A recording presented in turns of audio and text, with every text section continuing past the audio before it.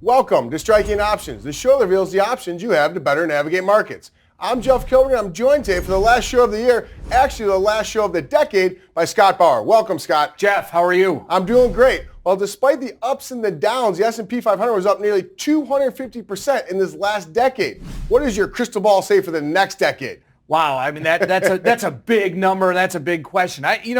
Things look pretty positive to start off the decade here. Rates are accommodative, and the market seems to be in a pretty decent place. And that's been the sentiment as we kind of close out the year. Here we are on New Year's Eve, getting ready for New Year's Day tomorrow. But it's interesting to see some of the sentiment going in. A lot of the positivity is due to the Chinese trade tariff situation. And we have a lot of momentum in the market because of that, Scott. No doubt about that. I mean, the market's been waiting a long time for some positivity. We're getting it. We'll see if it continues throughout the first quarter and the rest of the year. All right, pal, let's get this first lightning round. You ready? Absolutely.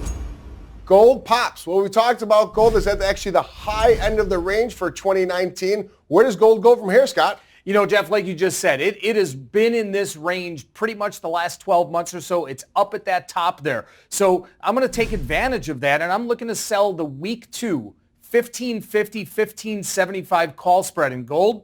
And the selling of this call spread allows an investor to collect $236. Well, this call spread was expired January 10th of 2020. And it's interesting, the February futures were at about 1526. But the at-the-money volatility, we talk a lot about that, and that actually prices the implied volatility in these premiums that we're looking at these option examples. Where was it at the money volatility? 10.39, which is up from where it's been recently, which gives a little bit more premium to this spread. So in layman's terms, if you're expecting this range to be true again in 2020, 1550 is kind of that ceiling, correct? Absolutely, and that's why we're looking at that as the sale of that particular strike. So we like to collect premium in 2019. We're going to like to collect even more in 2020. Great stuff. And remember, these are trade examples, not trade recommendations. Let's move to the second lightning round, pal.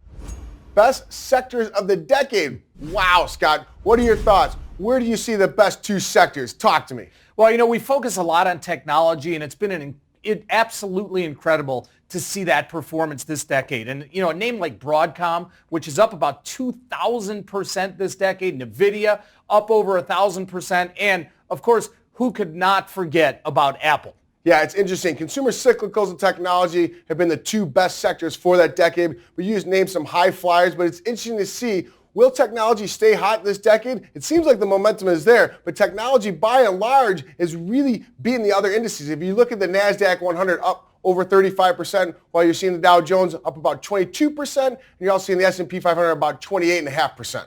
Well, technology advances so quickly, and it's just becoming, more real time, and I don't see that changing anytime soon. Well, I know we're talking decades here, but let's bring this back in here. I'm looking for my trade example to sell a week 2 9,092.50 call spread in the E-mini NASDAQ 100. This is going to expire January 10th, the same as yours, but it's interesting. All this is looking for, because 9,000 is about 3% higher from here, we're just looking for a little bit of repositioning in the first week or two of the new year.